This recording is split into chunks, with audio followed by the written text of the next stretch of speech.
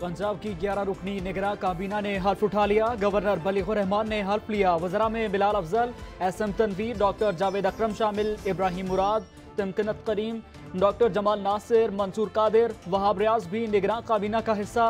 असफर अली नासिर, आमिर मीर और नसीम सादिक भी निगरां वजीर बन गए।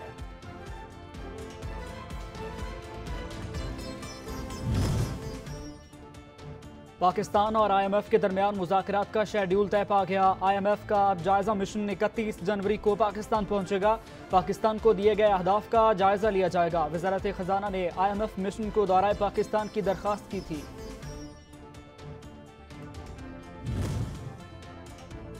और लाल हवेली और इससे मुल्हिका 7 एराजी यूनिट्स का कब्जा लेने के लिए वक्फ इमलाक बोर्ड मुतहर्रिक। 24 घंटे के अंदर कब्जा वापस लेने का फैसला। डेप्यूटी एडमिनिस्ट्रेटर वक्फ इमलाक बोर्ड ने डेप्यूटी कमिश्नर से मुआवनत के लिए खत लिख दिया। FIA से भी मदद तलब।